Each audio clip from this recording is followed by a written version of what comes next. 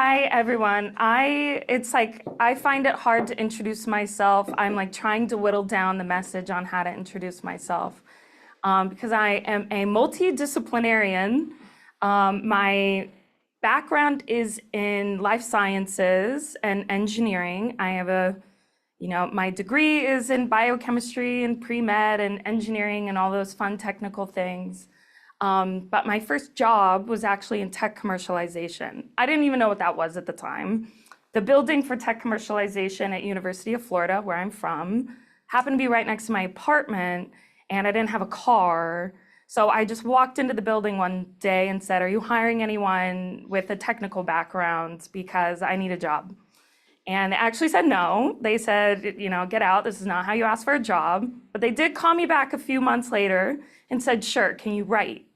And I said, "Yeah, I love writing. I'm a big poet. I love writing poems."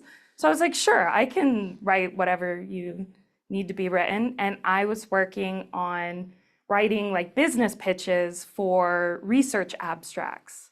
And so that was my first foray into storytelling for technical things. And of course, a lot of that involves government funding. A lot of research projects are funded on either research or small business innovation awards, but I didn't even know what that was at the time.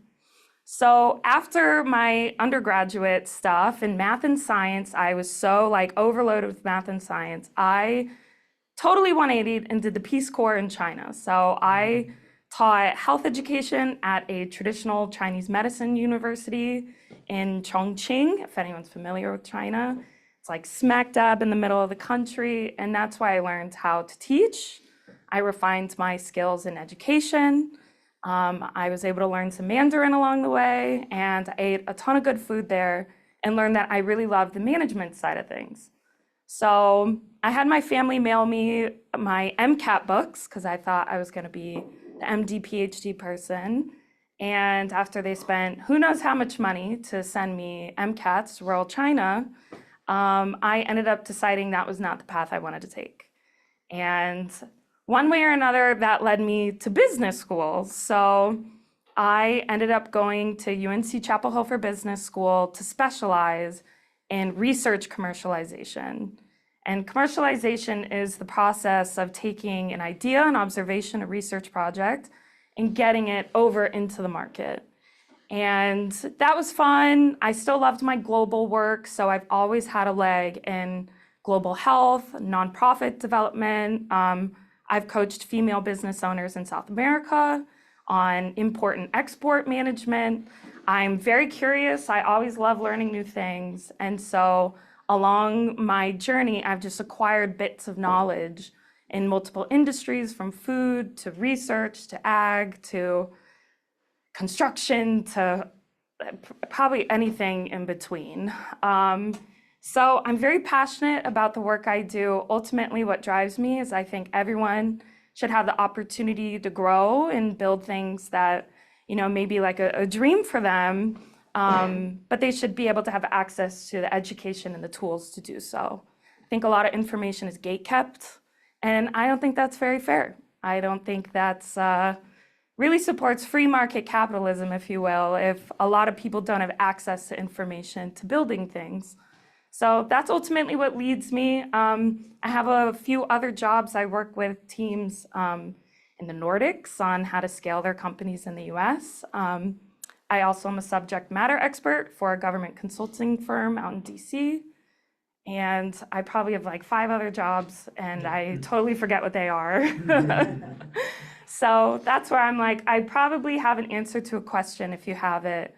And I am super excited to just share some knowledge with you guys and answer your questions. And if you haven't already, I have office hours going on today and tomorrow, and I would love to just chat and meet with you and answer your very, very specific questions. All right. These slides, we may not go in order. Someone may ask a question. Sorry, I totally have a question. Are we recording this and or transcribing, and if so, do we have access to that after? So the question is, will we be recording the session? We will, and we'll be sending out the recording to everyone after, so you can refer back to it. So if you want to take notes, feel free, but we also will have the recording available for you.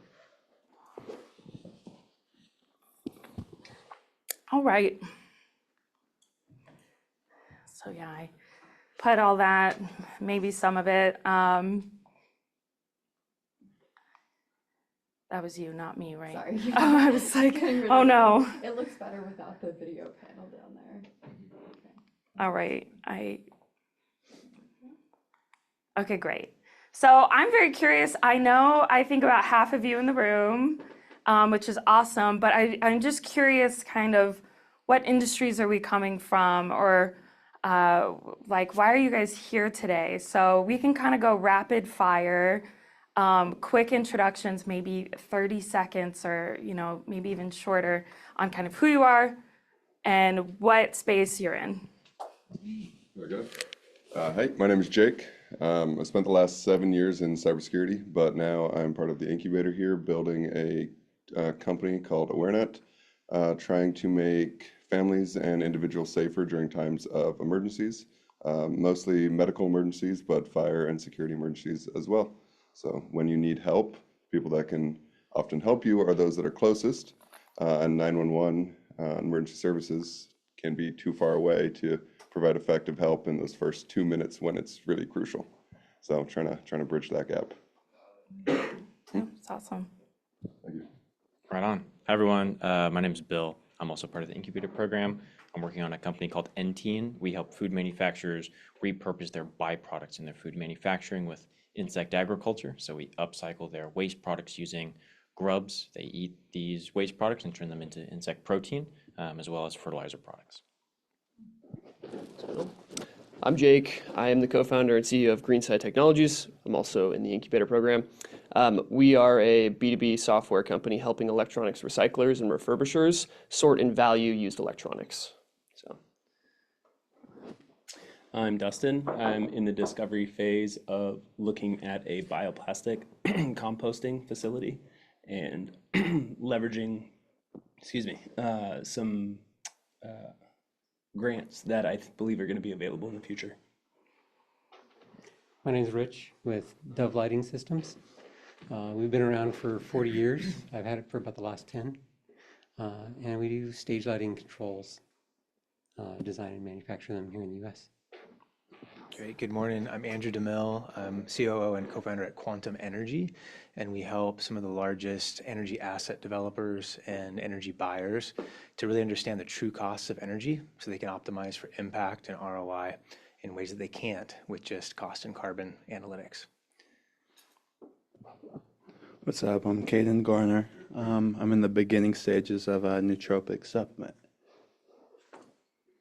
Hi, I'm B. I'm actually a Gator as well. I am like a business developer. I work with a nonprofit, and then also I'm here with Aspire Innovations. We're working on an impact sensor to help bring safety back to sports. I'm Catherine. I'm a newly grad from Cal Poly, and I'm working with B at Aspire Corporations. Hi everyone, I'm Maddie Mumford. I'm the co-founder and CTO at Everest Medical, and we're designing a device to treat a common obstetric emergency. And I'm Mitchell from SafePlate Tech. We're creating the next generation of food contaminant testing using biosensors. So we're in food safety, biotech, food tech, agriculture, kind of. Okay. Hi, I'm Kara Wright. I recently left Farm Supply I had a 29-year career there and have joined Must Charities, a nonprofit here in the county. And we have a collective social giving model where we help organization boots on the ground with most critical needs. So happy to be here. Awesome. Also, I really like this. Usually I'm tuning in from online from my home office in San Francisco, and that little thing is really great. I do love it. You can hear things so clearly on it. We've got a couple folks online as well. Welcome Gibbsy, Eric, Breton, Alex, and Isabella. Isabella says, hi, I'm an independent artist and dance educator looking to expand my work into performance production and community arts education. Awesome. That's great. I have a pulse check now on kind of how to cater the conversation based on who is in the room. It seems like most folks are research side, but with a little government contracting, just straight up acquisition perhaps. And we'll kind of lightly talk about both pathways because I think it's important to understand this greater, bigger picture of like government funding and kind of how it is this vague, big term. What is that? And then whittling it down into specifics. So we'll start bigger picture and then we'll kind of get down into the nitty gritty. So my overall agenda is why work with the government, how to quickly suss, like, is this something I should even be thinking about? And then 2 types of government funding pathways between standard grants and then contracting agreements.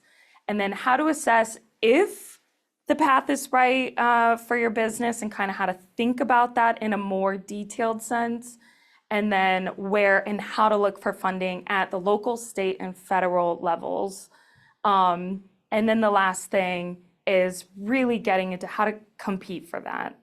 And what we're going to talk about and what the teams I've worked with know is I talk a lot about your framework is important. You can't just show up for anything and say, give me money, but instead you need to have a very well thought out framework to back up why you're asking for money. And that goes for anything. That's not just working with the government. That's going to suit you very well for talking to any investor across the board. So we'll talk a lot about that. If I mentioned the framework, that is what I'm referring to, is this mindset of how do you need to develop a story that appeals to who you're talking to. And in this case, that is the government, local, state, and federal government. So why work with the government? Maybe the obvious thing is it is non-dilutive. Previously, or even some people will say it's free money, why not take it? I would say it's not necessarily free. You definitely have to work for it. So what comes, the expense of the non-dilutive bit is that you do have to spend a decent amount of upfront energy, of course, finding certain solicitations. That's when the government sends something out and says, hey, we want to buy this. It's a solicitation. And then writing it and maybe contacting folks at the government. Like there's work you need to put up front to eventually obtain government funding. But that's the same with probably, VC funding is no different in the way there's a lot of work that goes in to landing your first raise. Working with the government also tends to be stable. Because budgets, both at the local, state, and federal level, go through a lengthy approval process. If you have the money, it's set aside for you. It tends to be stable. A lot of government contracts and funds can be as high to 5 to 8 years. So you're guaranteed stable revenue over a 5 to 8 year period, which is very nice. Versus other funding comes with a ton of strings attached. Maybe it's 6 months to a year and you need to burn it off. And then you're back into the fundraising game, which can be an incredibly exhaustive cycle for founders that takes away from the actual core work that you want to do because you're just constantly fundraising. So that's another appeal of government funding, is it tends to be quite stable. I say mostly because now is a very interesting time to say government funding is stable because the government's currently shut down. And so people who are on certain payment plans are not getting paid from the US government. So mostly stable. Also process driven. I prefer working with the government because instead of it being kind of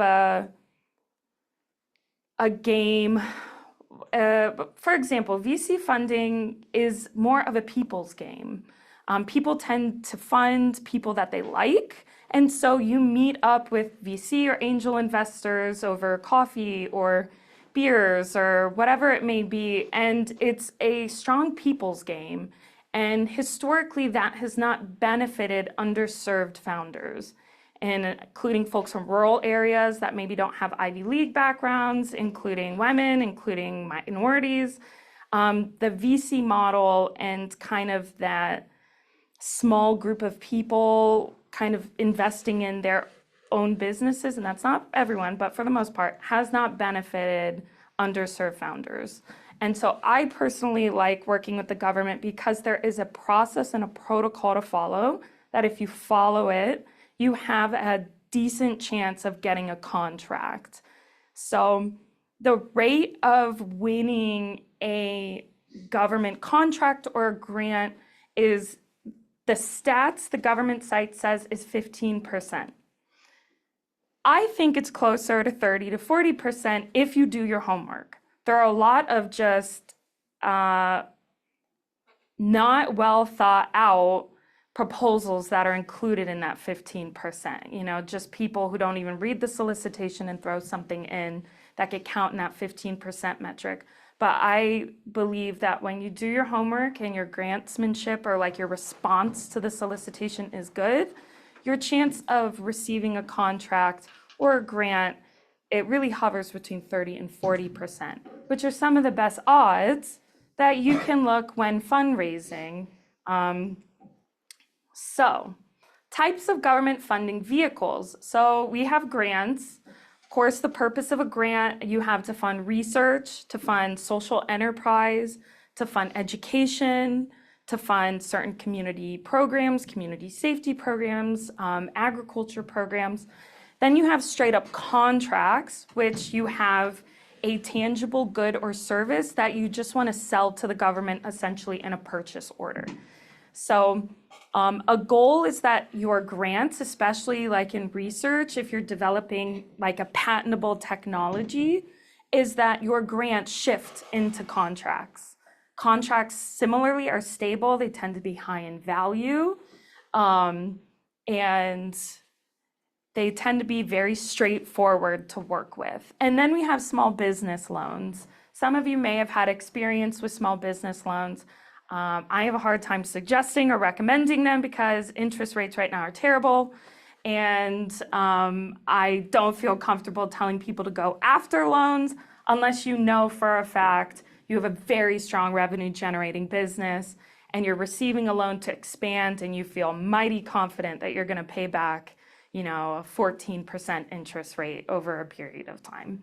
But these are the three types of government funding vehicles, and at different parts of your business, you may make decisions to do grants, to do contracts, or a loan, or a combination of all three. Just because you go after one form of funding doesn't mean you can't go after the other, and that's another reason I like working with the government, because you may have one thing getting funded by a grant, you also just sold another part via a contract agreement, and you want to expand into something, so you take out, you know, $500,000 small business loan that you feel pretty good you can pay off. Any questions so far? Okay. So let's talk about what the government wants. And this is where, when you're developing a pitch, you need to think like a government entity, whether that's at the local, the state, or the federal level. The government ultimately still wants an ROI from whatever they're investing in from you. And so when you're developing your story of like, why would the government want what I'm selling? Does it ultimately and eventually lead back to funds being returned via taxes? Are you paying business taxes? Are you hiring people and then they have, you know, income tax? Are you buying things from local businesses with money that goes through you that incurs sales tax? So the government does plan on that money eventually being returned. It's taxpayer dollars that ultimately should loop back to taxpayers in some way or fashion. So keep that in mind. The government's money is your money. And so how would you be a good steward of our money in this room if it was to be funded to you? So that's something to keep in mind. How essentially is your business plan sustainable, and how is it going to give back to your community in forms of employment, training, education, purchasing other things from local suppliers, and scaling up. So it's also why like Buying America is a big priority of the government. It has been. That's not a new administration thing. Buying America has been a priority for, I'd say, at least a decade. So if you are someone who sources locally, or sources nationally, that's really important because, of course, that money then goes back into a local economy, whether it's here in Central California or to a small community in Ohio or wherever that manufacturer may be. So the second point says your company should be you should plan to hire and train people. The government wants to see more Americans trained in high need areas. That can be anything from AI jobs, something as high tech as that, or even right now, of course, there's a huge demand for manufacturing labor and trade labor as well. So that's something else to think of. And then the third part is, what does the government want? An increase in efficiencies and a decrease in resource burdens. So is the problem you're trying to solve have like a cost associated with it? Is there lots of waste, like in the recycling of electronics? Like what waste is that, both in terms of maybe key minerals like nickel? How much nickel is just going into trash piles, but also in terms of, are these electronics leaching into the soil, which affects agriculture? Like, what are the ripple effects here that are increasing burden? Someone's gonna have to pay to clean all that up eventually. So there are a lot of angles in your storytelling that say, hey, you wanna invest in what I'm doing because I'm preventing these costs down the road, and I'm also increasing efficiencies doing X, Y, and Z. Similarly and I think I noted, you may need to get a little creative sometimes with this. A lot of teams, especially I work with a lot of technical teams, you spent so much of your time focusing right here. In this exercise, you may need to think out here. What is the ripple effect of my work that ultimately the government really cares about? And I know, like, I work with health teams, of course, taxpayer dollars go to Medicare and Medicaid. And Medicare and Medicaid, especially in rural areas, have insanely high costs. And so if in healthcare, you can guarantee whether it's an education tool or access to better nutrition, and how these can help reduce burdens on, say, individuals with diabetes who are costing taxpayer dollars via Medicaid, well, the government's interested in that. So if you step in and say, hey, I am a CSA program that has farm boxes, that's kind of a weak selling point. But if you say, hey, I run a CSA that supplies these farm boxes at a subsidized rate to individuals with diabetes, and we measure their A1Cs over the span of 6 months, well, then all of a sudden the government goes, I'm interested in that. So think about that angle as you're talking, once again, not just to the government, but to any seller you're going to or any investor. What's that mutual aligned space where you can create a story that benefits you and also really excites whoever you're talking to? So I say, what does the government not really want? If you just have a technology and like there really isn't market demand for it, and it's like your last ditch effort to go to the government for money, I say if you're approaching the government out of desperation, it may be too late. The government needs to be built into your strategy so that when you present to them, it feels like you have all your ducks in a row and you know exactly what you're doing, whether that's true or not, but you at least want to, come off that you know what you're doing, you know who needs what you're selling, and here are the reasons why. Second, a single person company that you just plan on staying a single person company and like working on something, by yourself. Once again, the government is thinking about their ROI in terms of scaling. In the US government, our systems are set up so businesses grow. And so that means through hiring, of course, because if you're hiring, you're paying people. And when you're paying people, they're paying taxes. And they're also acquiring skills that are in demand. And then third, companies that ultimately just introduce more nuances and complications for the government. Any bureaucracy is already pretty inefficient anyways. Don't be someone who's pitching something that just adds into that. That doesn't benefit any of us. Any questions about this? Once again, this framework goes whether you're a nonprofit looking for funding for an educational program, whether you're a research team, looking to validate your research and build a team. This is industry agnostic. And so this is really kind of the meat and potatoes of what I would love for you to remember is when you're looking for government opportunities, is being able to answer, why does the government want to fund what I'm working on? And have it go back to these things. Any questions? I'm gonna have a little water break.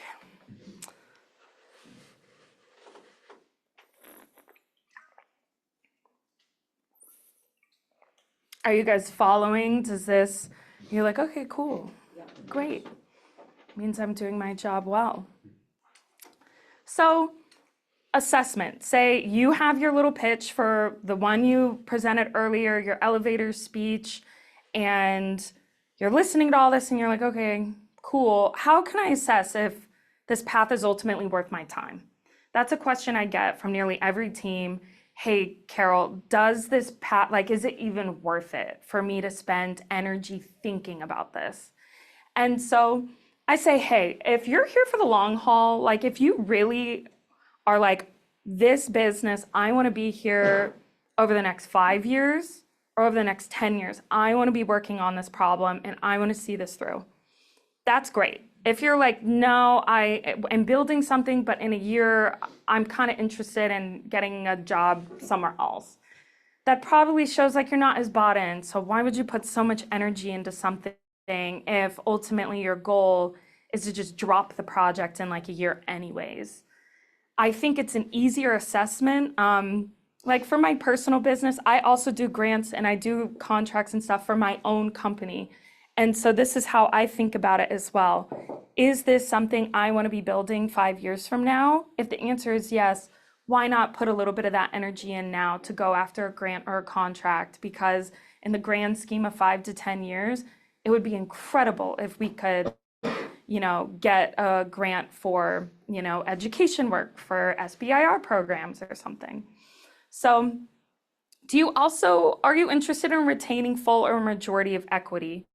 I hope your answer is yes. I know for a lot of people, they may have thought about this a little too late. When you invest with dilutive funding immediately, you immediately lose a good bit of your ownership stake in your company, especially if you're pretty early.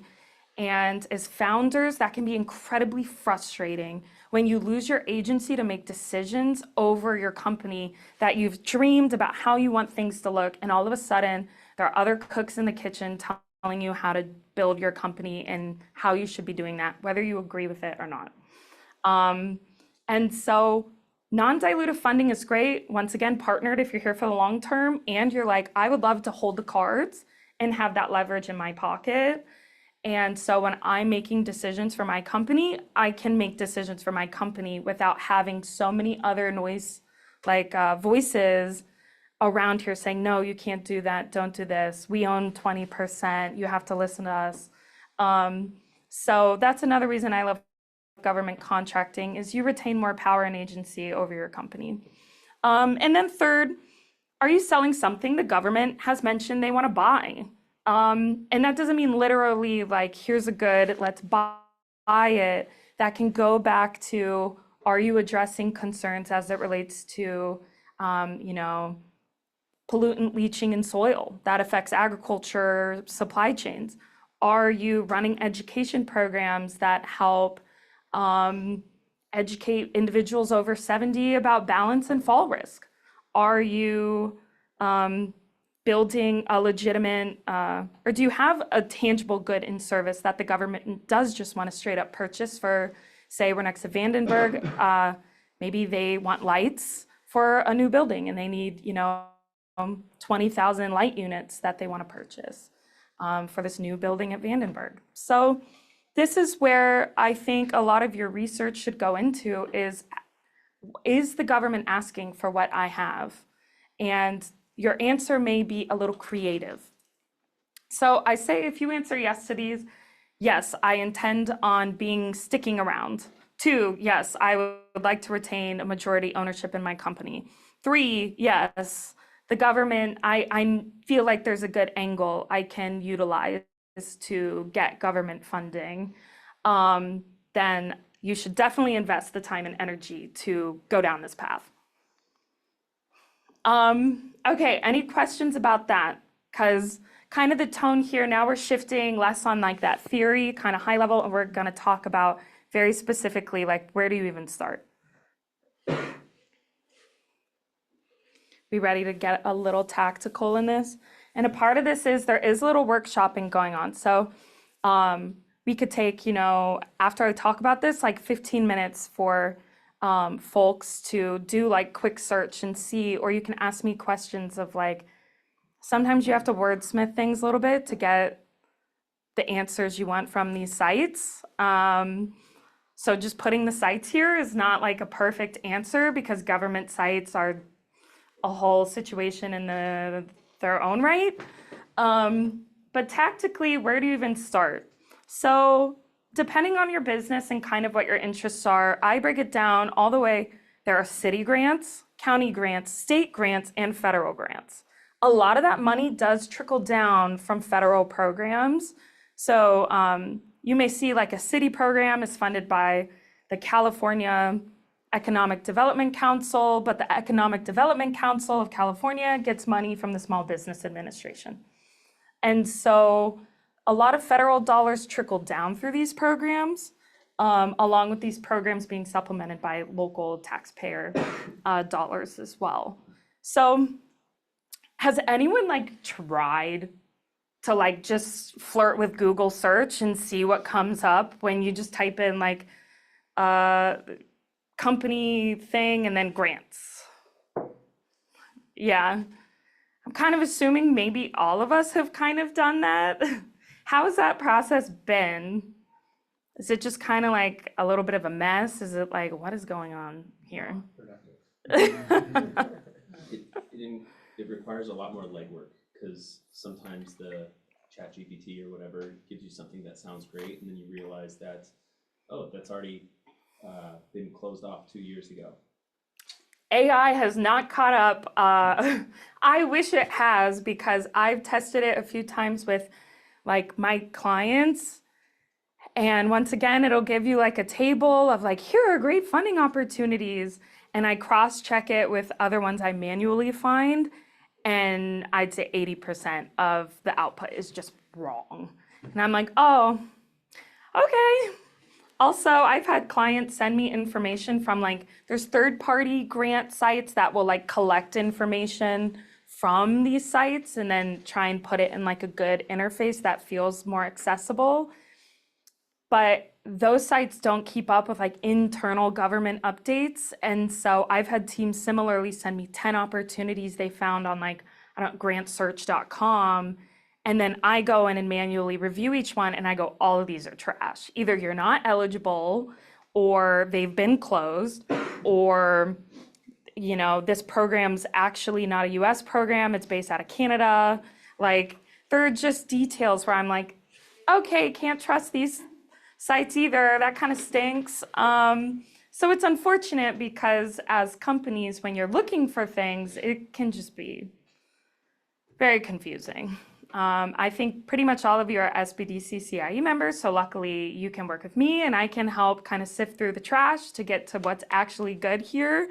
But I still want to provide go straight to the government websites. Don't use those third-party integrator sites. And unfortunately, that does include AI. AI is not good at this. I wish it was, but it's not. Can't recommend it. Both free and paid versions.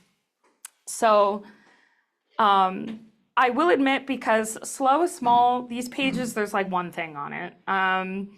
You're not going to go here and immediately be overwhelmed with options. But this is just a good screen. Like if you work with me and say, hey, Carol, I need to look for some ways to get funding, the first thing I do is I start small and I look for you on the city level, the county level, and then the state level, and then the federal level.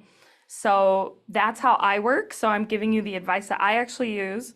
Most of the time, there isn't going to be too much going on here, but on the off chance there is, it's just good to kind of know you looked. You saw like what's going on in the San Luis Obispo standpoint. They will fund, the county and state or county and city are interested in funding more on the community-based education and nonprofit side of things. And I know they'll also do agriculture. I think there's an agriculture program they do to help encourage people to buy like local agriculture products. I think they do that maybe once a year. So for research, I don't totally recommend this as much, but if you're a nonprofit and you operate more community-based programs, these may be great options for you. Then at the state level, the state of California has a pretty decent research program, especially for agriculture, health. I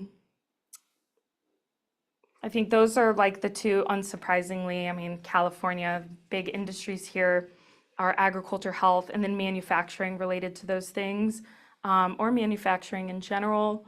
And then purchasing. The state of California has purchase orders out for, lumber, maybe lights, construction supplies, things like that. And then at the federal level, this is where also for straight up purchase orders, if you have just a good and service to sell, but also bulk of your research grants are going to be at the federal level. So that includes general benchtop research, but also the small business innovation research grants that if you have a patent or you want to get a patent on something, and then you want to take that patent and scale it via a business, that's where a bulk of your available opportunities are going to be. So I think maybe a third to even half of you in the room, we have talked about SBIRs and how to fund them. And then the related websites are under each. So if you get this, if you're interested, how many of you have like a sam.gov account? Good, everyone I've told before to get a SAM account. It's like I'm watching all of you. This is usually one of my first bits of advice is once you say, okay, I think I'm interested in working with the government, eventually it's go register on SAM. It's an easy registration, it's standard information like what's your name, what's your business's address, what's your tax ID. It's like that type of a registration. And then someone approves it. And approval times can be anywhere from 5 days to 2 weeks, unless you put something wrong or you've left a section blank and it may take longer. But if you just go through and fill out the lines, you should be approved by the government to like accept funding and work with the government pretty quickly. You get something through SAM called a UEI, a unique entity identifier. That's a 16 or maybe a 12-digit code that you use on a lot of other government websites, including grants.gov. Grants.gov, unfortunately, so the government in 2020 wanted to make a centralized database for all grant and contract information. So sam.gov has a lot of the contract information. Grants.gov has a lot of the grant information. But every department has their own way of doing things. So if anything, they just kind of doubled the burden instead of reduced it. So you can find things like a title of a grant on grants.gov, but that's going to ultimately just lead you back to say like the DoD's portal, or it'll lead you back to the NIH's portal. And so it is both a helpful tool to quickly assess like, is the government investing in what I have? But it's not the end all be all tool, unfortunately. So you'll see that a lot when you start the registration process with the government is they wanted there to be a single registration called login.gov that qualifies you for all government websites. But even still, I think only maybe a third of departments have accepted the login.gov thing. So once you start this process, there are a few registrations you will have to do, and I apologize in advance. It's confusing, and of course, like, you have to change your password on certain ones every 30 days, and I will admit that's very annoying, and that's part of the free money is not free. You have to deal with all this annoying stuff. So we have a lab based in California, and then the business address and offices based in Arizona. Could we search for grants in multiple states? Great question. There's an angle for everything. And so let's say you're going after an Arizona grant. And this is great for everyone to kind of keep in mind. Maybe you ID that California isn't buying what you're selling, but Colorado is. And so, like, just in your research journey, that information comes up is if you make a claim like, hey, if Colorado's gonna give us $1 million, we're happy to open an office in Colorado. Sure, that's great. We're happy to hire people in Colorado. We're happy to buy from a supplier in Colorado. So once again, when you're thinking like a local government, Colorado doesn't want to fund $1 million into a California-based company just to have that money go back to California. But if you make the angle to say, hey, we are happy to kind of scale presence in Colorado, here's how we're going to do it, and here's how ultimately our mission aligns with this funding opportunity. That scratches Colorado's itch for what they're looking for. They want that money to recirculate in their local environment, and they want local Colorado folk to be hired, or they want to bring talent into Colorado. So that is a great question. And so this process isn't very literal. That's where there's a little bit of the art and a science, but it comes back to how can you appeal to whoever has the money and is interested in spending it. Whether that's the California government or Colorado or the city of Boulder or Phoenix. So that is a great question. Does anyone have any questions about this so far? Okay, I think my next bit is some active workshopping. So I am, all right, I clarified this. But I said, great, you found an opportunity, now what? Literally, go start registering yourself on these sites. 2, write out, like literally pen and paper, write out why the government would invest in your business. The same framework I had mentioned before. Are you scaling? Are you driving proprietary innovation into an ecosystem? How are you meeting the needs of that ROI the government is looking for? And this is actually, maybe that sounds easy, but this is where a lot of people get it wrong. Either you're thinking too narrow, or I think there is a disconnect that we forget that this money is our money. It's not a black box of free money that just comes from the ceiling and that's that. It is our money that is being repurposed to help grow our local or state or our national government, which, you know, when SLO has more money, they invest more, you know, in infrastructure and maybe education and health and gardens and parks. And so that's a benefit you utilize. And then at the state level, similarly, California needs to invest in their roads. Maybe they're investing in that phantom train project. I don't know, but it's supposed to be giving back and going towards things that ultimately you would utilize. And so when I first talk to teams, they're thinking here, I have a new piece of technology that does this. It goes, okay, why should the government invest in that?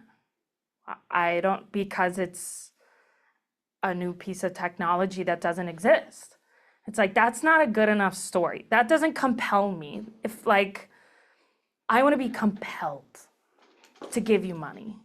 And once again, this is for any investor.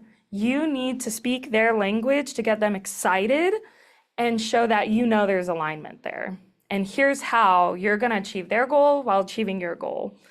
And so this is why I say right here, if you cannot write down on a piece of paper how what you are doing helps give back to the local community through jobs, through taxes, through scaling up innovation, and having this big picture, then go back to the drawing board. And don't move forward until you can sit and write this down.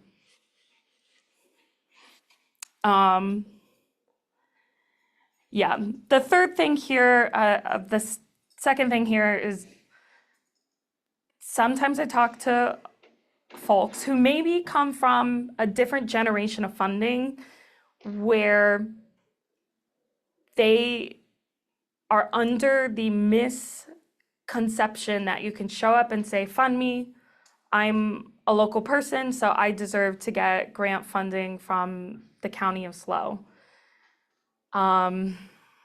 That's just not it.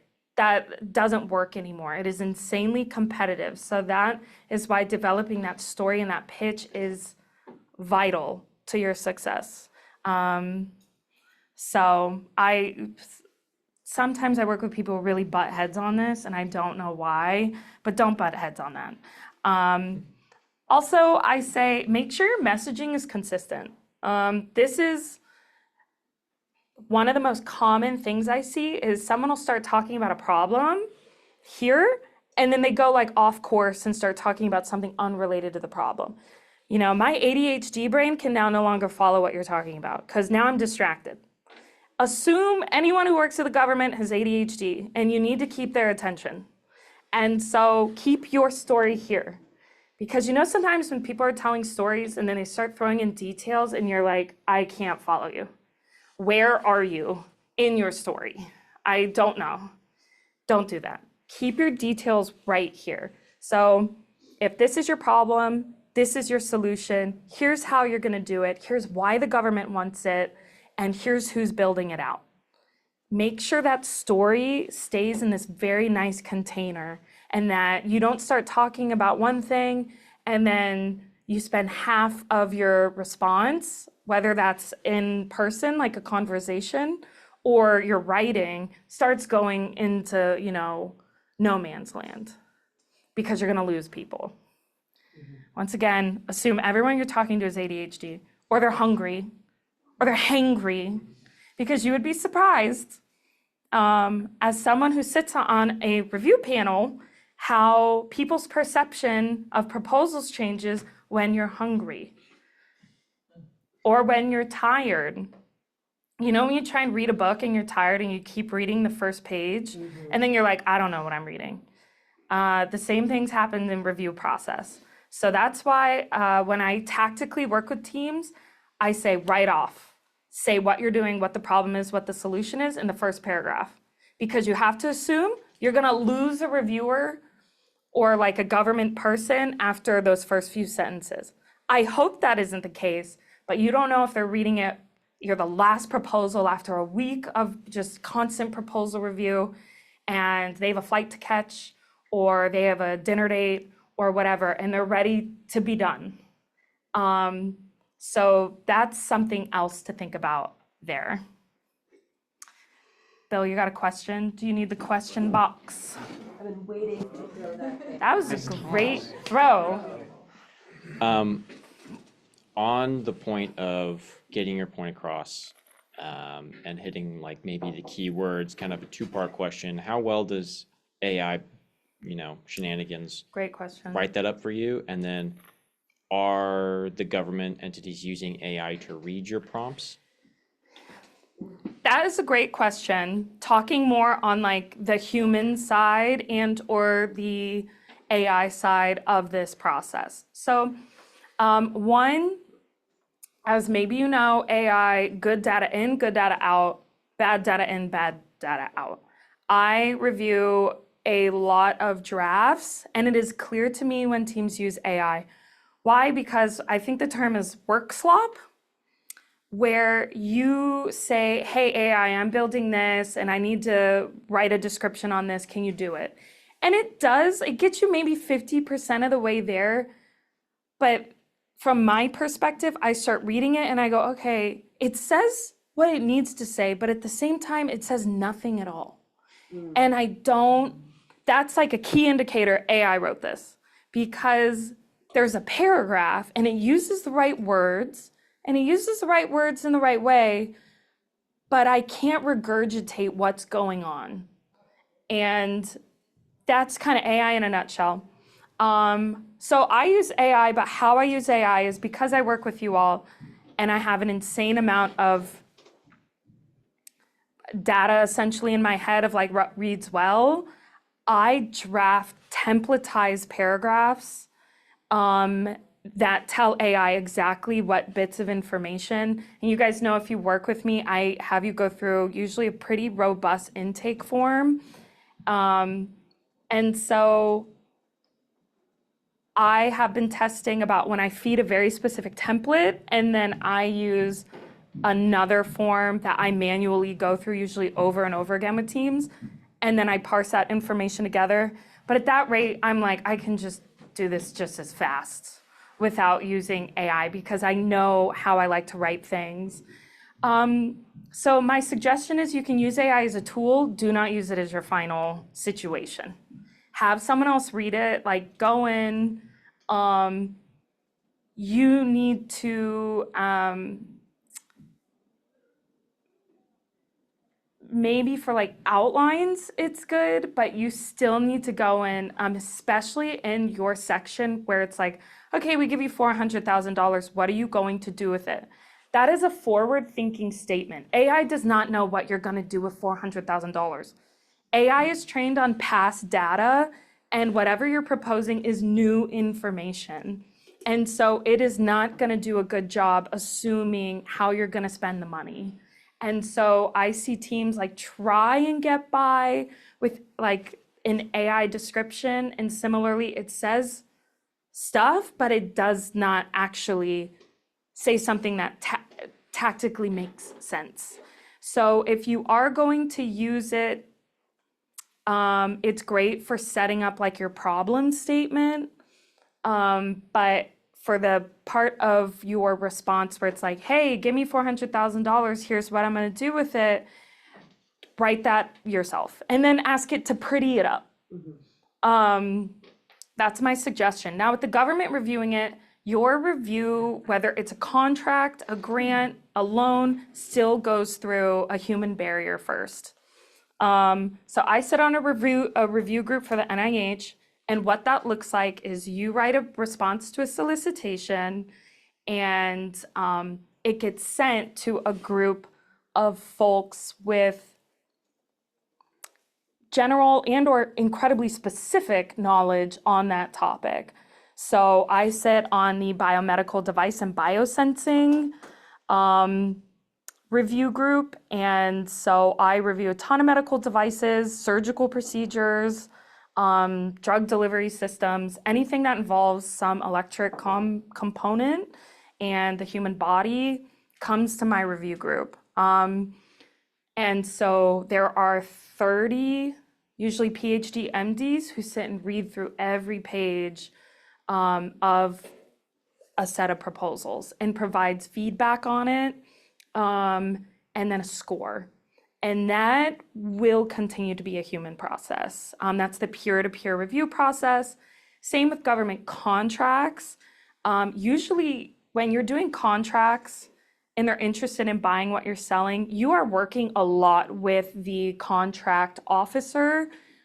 Weekly, you are on calls or you're refining the nuances of a contract. So there's a lot of human interaction at that point in the process. The government actually said this summer that if they detect a high use of AI, they'll just send your proposal back to you. I don't know what that means, if they have software that's doing that, or if it's like, hey, if a human can detect this was written by AI, it's just gonna get sent back. I'm not sure yet. And I haven't gotten tactical guidance on that yet from my review director, mainly because they're not working right now because the government shut down. So, Jake? Yeah, you mentioned that when the review boards are going over the application grants, I was hoping I was close enough. And there's the feedback that is written on there. Is that feedback given back to the grantor or the grantee? Sorry? Yes. Okay, cool. Yeah, so another reason I really like working with the government is there is feedback in the process. So whether that's in the contract process, they will let you know, they tend to have a ranking process that's scored. So you'll see like, hey, you got a 10, that's great. And these 3 sections, but in this section, you got a 6. And ultimately a competitor got a 7, and so your weighted average was slightly lower, and therefore we offered the contract to that person. But in the future, now you know, they thought, you got a 6 in past performance in something. So you say, okay, can we do like a small project to prove we can do this? Or can we partner with someone who has more experience in this to kind of bolster that number? So that's contracting. Then for grants, it's confusing. The scoring is the opposite.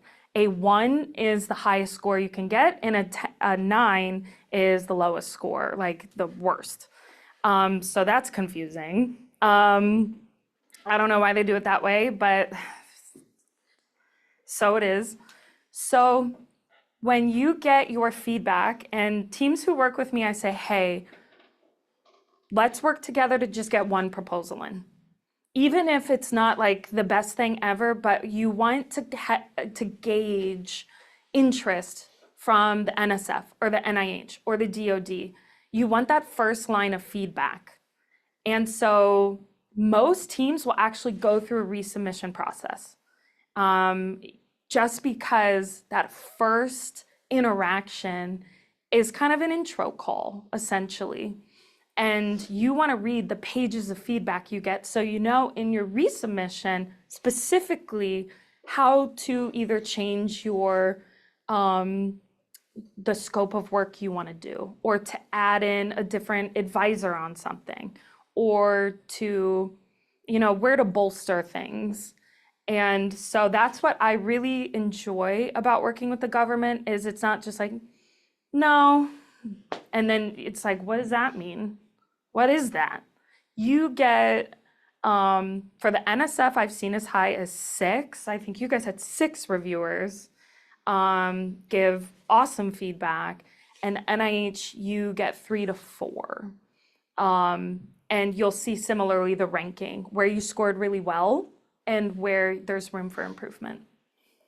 And so it's a pretty iterative process then, so you can just keep reapplying as you, okay. Yes, so that also goes back to the question on time. Because it's an iterative process, technically a lot of research grants are rolling. They're continual programs that you can apply for any time during the year. However, the review groups only meet maybe twice or 3 or 4 times a year. And so the time difference between you hearing back and resubmitting can be about 3 months, 3 to 4 months, depending on how frequent a review group meets. And so if you don't have time, that process is gonna make you mad very quickly. Because if you're rushing something, that process of getting feedback, kind of rewriting some stuff, and then resubmitting, and then waiting for the next answer is gonna drive you crazy. But if you're like, hey, I wanna be doing this once again for the next 3, 4, 5, 10 years, you're not gonna feel so much pressure to like make it perfect the first time. Although if you give me enough time to work with you, we can get it in a pretty almost perfect spot the first time. But some teams will come to me and be like, I wanna do something now. What can I do? And I say, okay, let's see what programs are open. Like the NSF provides pretty quick feedback on your proposal, which I like. So let's just put something in there so we can get feedback on it faster than like the NIH. But good questions on that. Thank you. Any other questions on that review process? It's really interesting. It's very cool to sit on a review board. It's also very brutal. Reviewers are very, very detailed and very hard people, so you don't want to give them anything to question or anything to have doubt about. You just want to deliver a solid message as fast and as smoothly as possible. I got a quick question. So we won a NSF SBIR Phase 1. Congratulations. Thank you. And delivered on that. We submitted our Phase 2 application, and we got feedback where the only negative marks were around market sizing. And I'll just kind of give you the super short version of this. The consultant that NSF had not required us to work with, but said, this is Dawnbreaker, if you're familiar with Dawnbreaker. She explicitly redlined our document, said, this is too big of a target market. They just want to see that you're alive, blah, blah, blah, blah. So we took her advice, and ultimately the only negative marks were the market size being too small. So we kind of ran it up the flagpole a bit, and we're able to got a approval to do a resubmission in the Phase 2, which usually it's one shot. You either get it or you don't. And now it's just been lingering for months, and we haven't heard anything back, which maybe that's good because it's probably still pending possible approval. Just wondering if you had any advice. When did you submit that? Oh, the resubmission? I could look on my phone here a moment ago, but it's probably been 4 or 5 months. You submitted it in like May? I think so. Yeah. And you haven't heard back from your program officer? No. I'd Because say, they're going to get a new one because they couldn't send it through the same committee that already reviewed got it. And so it's just been kind of a black box, and it's $1.5 million that we're Right, wondering absolutely. Yeah. Normally I'd say get on a call with the last person you did comms with, but the government shut down, they're not taking calls. But once the government is open again, the NSF will announce their timeline updates for their past reviews and then their current reviews. So currently the NSF, the next submission date is November 5th. Historically, the NSF has moved their review dates according to government shutdowns because teams have to catch up on the review work from the last cycle, which is the one Andrew's referring to, and then catch up on the new review cycle. And usually they give you a little bit more information after 60 days, but it may have fallen through the cracks. Also, the NSF around that time, the first week of May, the NSF was shut down while the government was going through their like programmatic review. So I know things that went through in May also fell through the cracks because that was when like Doge was going in and doing all that chaos. So your submission may have gotten like just fell through the cracks in the midst of all that chaos that went on. So that once the government's open again, I would just call, poke, prod, and email. So I'm sorry about that. Yeah. Also, I had mentioned, oh, Matthew, you here. I said, don't tell them your market is too big. I think that is like counterintuitive. The government is very practical. They don't need to see unicorn status. They actually don't want to see that because the probability of achieving unicorn status is, God, what, 0.001%. So don't go there with the government.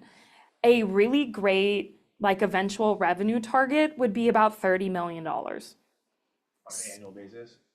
Annual by like year 5 or 8, like whenever that, your growth curve hits this, that is like the highest I would go is about 30 mil for SBIRs and research things under say 5 to 10 mil. So don't go bigger than that. But also, I'm curious what your numbers were. I don't even remember offhand. But one more question. So the feedback also was that NSF only wants to see financial projections that would be directly resulting from this phase two. Yeah. Nothing else. Is that accurate? Is that what they, That's what they told us, and that's what we did, was like, so we got to kind of like shelve other aspects and revenue streams from our business and make some relatively informed decision about what this particular $1.5 million could achieve. yeah. So you but and I that's have a where it made it very session small. today. We do. We can catch And up on it. so, Thank you. because I have a nuanced answer for you regarding that. Yeah, but we could definitely talk about it. Awesome. Okay. You mentioned finding a creative story to tell that speaks to the government entity and the grant that they're allotting you. If you're going for grants at county levels, state levels, and national levels that are within that same industry, but each one of those different governments has a different 5-year, 10-year, 20-year mission or vision on Yeah. how they're tackling that. Your, let's just call it kind of a one-pager answer in your grant writing may need to focus in, kind of tell that story differently. The ripple effects that are coming from your core project would be conveyed differently. Could those grant submissions, let's say if you went for all 3 of them, they were slightly different, would those ever cross streams and they would see and say like, oh, look, they're playing us? Okay, great question. Love it. Love this answer. No double dipping. And that's how the government is going to think, is when they look at your portfolio of what you're getting government funding for. One, you can go after multiple different government funding bits. You're doing something with the Department of Energy, and then the EPA, and then the County of SLO, and the state of California. And your direct labor needs to be differentiated enough to know that, like, I'm not going to go in and do one thing of work and bill 4 different entities for my 1 hour of work. But maybe one project is helping set up a manufacturing center in SLO. And so I get county money for that work. And then I am on a research grant that is working with a local farm to do something, and I'm billing all the farm work to the federal grant. And so you need to know that the direct work being performed is differentiated enough so there ever isn't a question of, hey, Carolyn just sent a bill or an invoice across 4 different grants, but the work seemed like it maybe was the same work performed on each one. So that's something to keep in mind.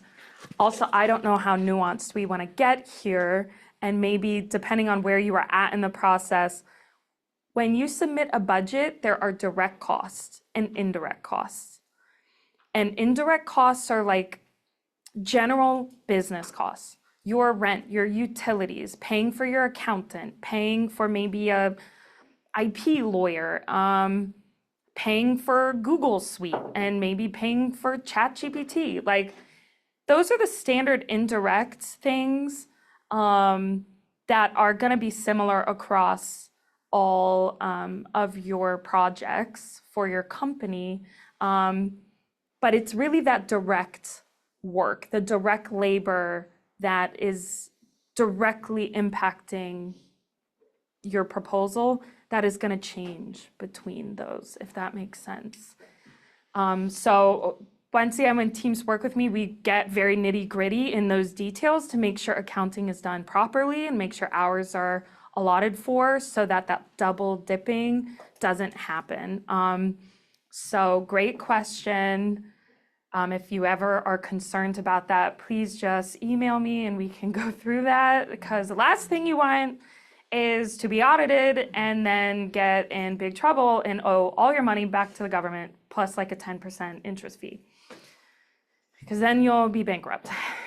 So we don't want that. Cool. I think the next site, yeah, it's like workshopping. I said, does anyone want to be an example? We can like go through this. If someone's like, hey, my company, we're like, where do we start? We can kind of go through this example in a tactical way. For me, that helps kind of imprint a process in my brain. Maybe that would help you all as well. But this is also your time. So if there is something else you want to spend time talking about, I am here for you. I'm so whatever you guys want.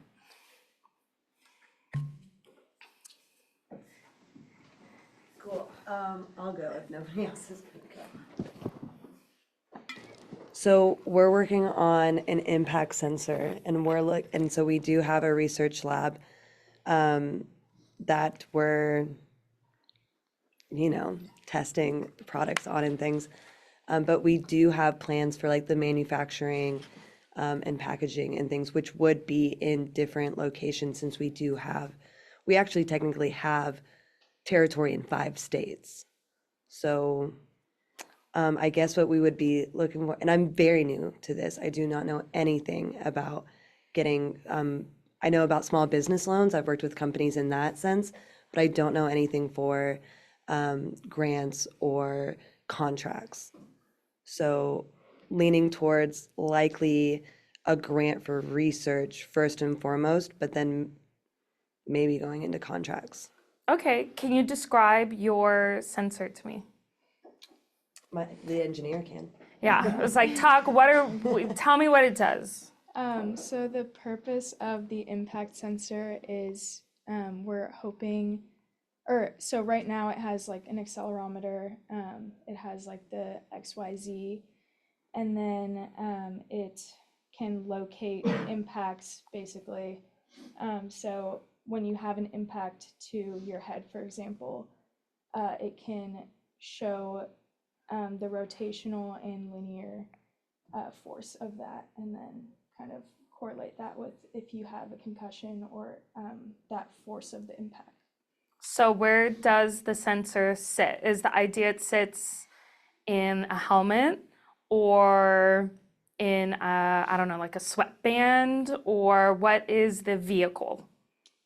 We're not super sure yet. We're kind of in the process of looking at that. Maybe potentially on a helmet, but I know a lot of other things that are out there are more so in the mouth guard, because that's directly connected to your skull. So Okay, so your sensor is pretty small then. yeah, Very small. Okay, cool.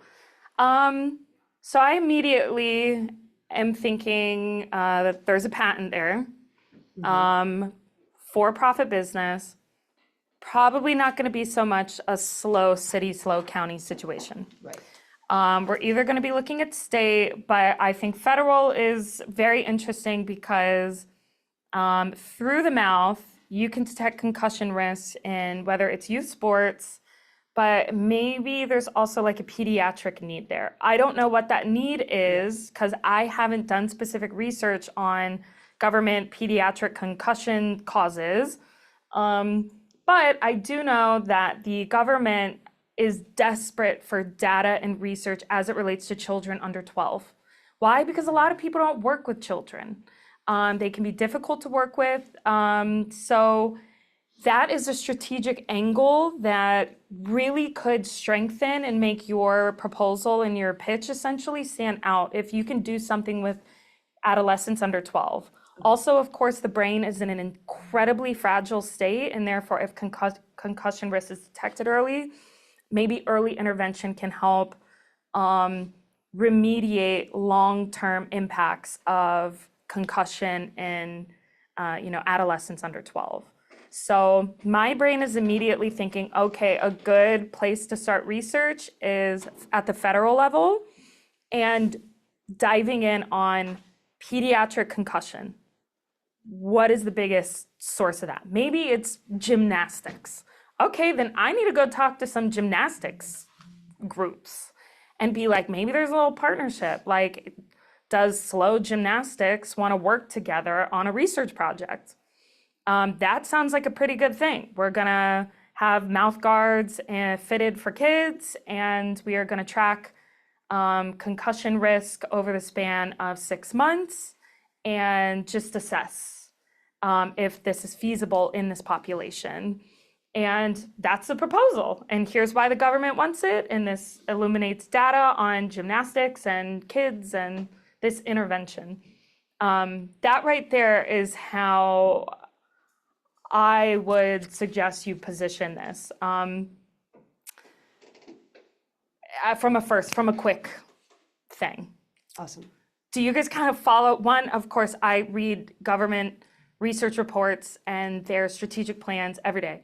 So I just have a too big knowledge bank in my brain that I don't expect you to know. But I'm curious, does anyone else want to kind of go? All right. Thank you. What are you interested in? So we have analytics that quantify public health, environmental, and economic externalities for energy decisions. So with this, I'm particularly, we've got the federal contract with the NSF. There's other opportunities. We want a Cal Accelerate grant from the state, which is great. But I'm particularly curious from a contracting standpoint. Federally right now, I don't think there's much interest. I think they probably want to squash this. Why do you think that? Because the federal government doesn't seem to think that carbon emissions avoided are important. But as I'm telling you this, really the differentiating factor that we have is that we have a holistic approach to measuring all significant pollutants from our energy system to make better energy decisions that reduce the healthcare burden. I was like, yeah, you know who's interested in that? The NIH, pollutants and the effects on health. Yeah. So if you can make a health play, well, all of a sudden, you know, you have both the local government's going to be interested in that, because who does poor health outcomes ultimately weigh on? Yeah. The government. Yeah, and disadvantaged communities. And disadvantaged communities. So the NIH is interested in funding projects as it relates to the intersection of health and environmental impact. Your challenge is going to be tracking that in a way that you can track something in a short period of time. That's a longitudinal study, and you don't want to deal with longitudinal studies as a for-profit business. Leave that to an academic center. And I say longitudinal studies, you're talking like 20 plus years of tracking cancer rates and things like that. But that data may already exist to some extent at the local level. And so you could kind of, without doing any tactical research, you can see what pollutant maps exist and create a strong hypothesis as to why your company is an intervention that can help, you know, reduce pollutants or make better decisions on where and those types of things. So the health angle is interesting. Also, I would argue, I think maybe it seems counterintuitively, but the DoD could be interested. You have like Corps of Engineers that have a big slate of building projects that are run through them. The DoD also has a lot of building projects and initiatives to minimize pollutants and environmental impact in like areas where there's bases and whatnot. Like I grew up next to Patrick Air Force Base. Patrick Air Force Base, now Space Force Base, essentially polluted the strip of land in Satellite Beach that now a ton of people live on. Well, guess who now is dealing with cancer rates? People who live in my hometown. So now it's like, it's kind of an issue. Also, it's a beach. Satellite Beach is beautiful beachfront property, but guess who can't build there now? Fancy developers that are going to give money to the state of Melbourne, Florida, or the city of Melbourne, Florida, because this is now toxic waste zone. And so there are pieces of land that are right next to the beach that now the city and the county are interested in on that they can't capitalize on. So this is like a very interesting way that there are big ripple effects as to why making poor decisions here, actually, you know, the DoD should care, the EPA should care, the NIH definitely should care, and like put that on the radius. I mean, they know. Should care 100%. I was like, it's already on their radius. I think the trick is that the pollution from our energy system comes from burning fossil fuels, and that's hard science, and that's a difficult thing to at a federal level to have. It's a difficult moment to bring that to the federal government, I think. But states, however, there's lots of states that are very motivated Right. to continue to invest in clean power generation because they need more power. One, it's fastest path to power. Two, they know qualitatively it's better for the health, it's better for the environment, Yeah. and we have a credible way to quantify those impacts in a way that helps them to justify these investments and do it faster. So maybe there's some contracting opportunities with what they call renewable portfolio standards, those types of things to help them to build a case to invest in power infrastructure that does least harm. Yeah.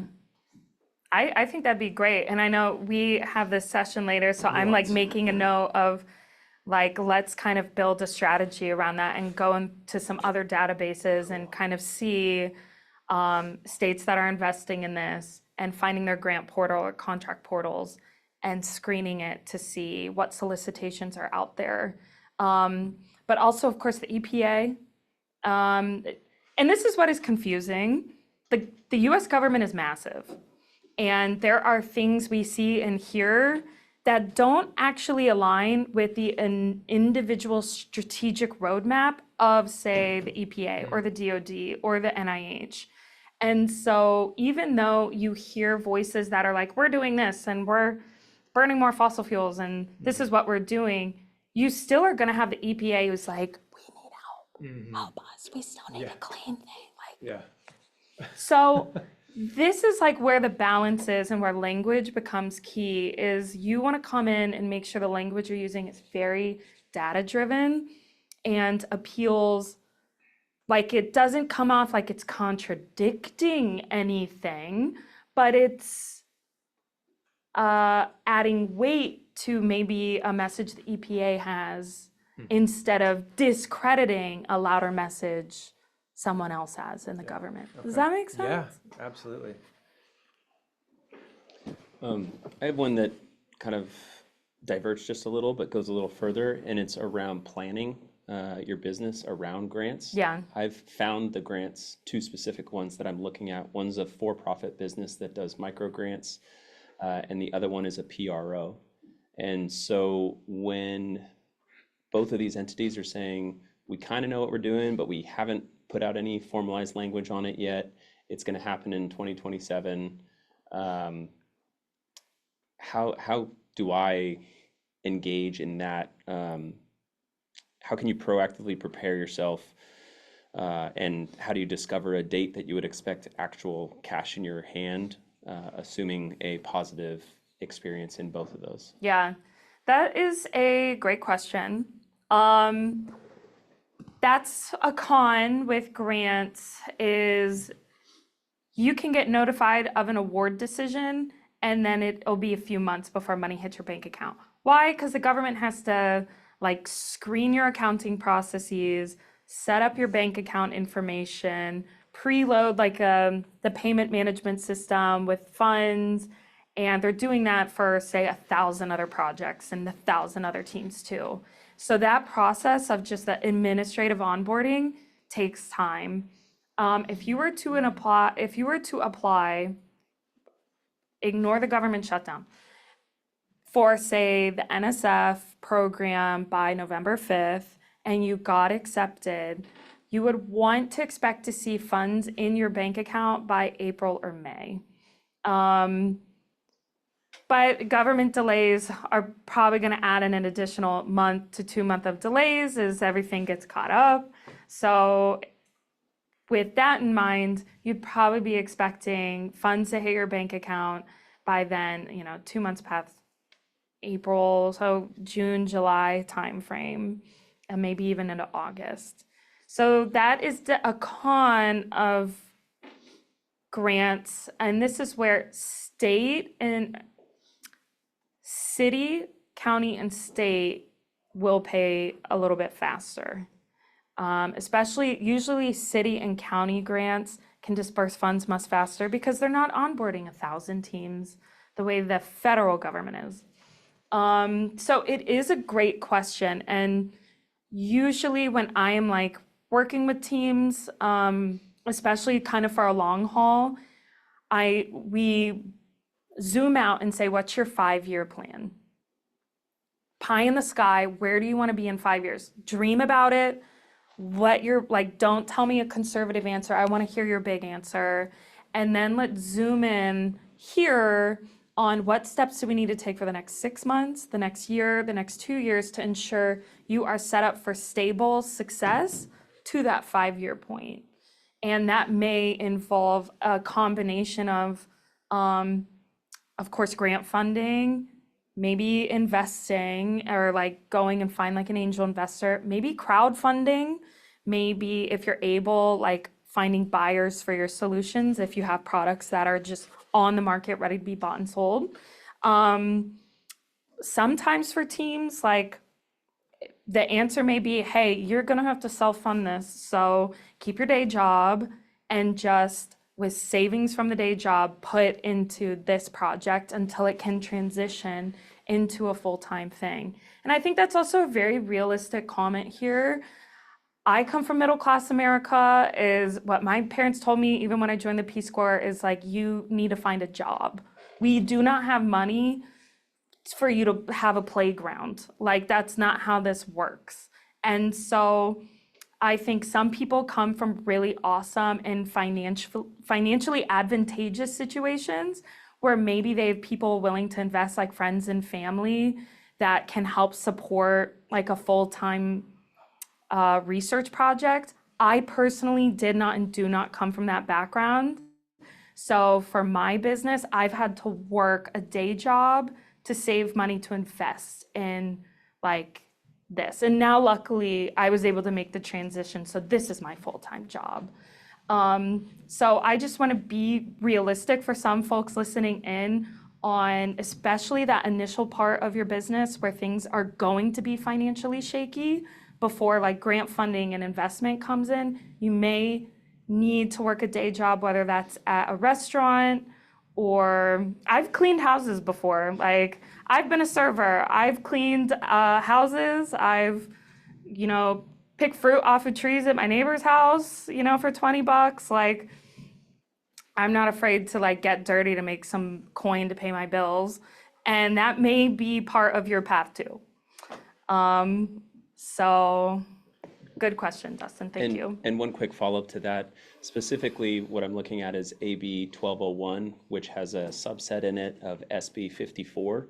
AB 1201 is kind of the state's mandate on single-use plastics. That has the possibility of getting kicked down the road to 2030 before it has that much wiggle room before it would actually pass. But the PRO that is being set up for SB 54 underneath that says they're going to start collecting funds the beginning of 2027. Is there a chance that the PRO would have accessible funds for the law AB 1201 that hasn't fully been fleshed or passed yet? And so that's kind of like, because if I'm beholden to 1201, it could be forever until they go back and forth with Newsom and get something signed. But already they got plastic manufacturers paying into this PRO mandated. So would those be? This is where the relationship building side of contracting comes in, where you hang around and the people who are involved in this process have your name and your idea in their mouth. They know what you're doing and why what you're doing is valuable. So when the cards fall a certain way, you're right there, ready to go. And that's where, once again, meeting with people and hanging out, so you have the intel on like when certain things are going to pass, whether you like it or not. This is government contracting. Grants is a little bit more straightforward, but especially for government contracting for big kind of policy things like this, being on the inside of certain intel is very key. And how do you do that? You show up at conferences or you show up at like local meetings. I'll see you later.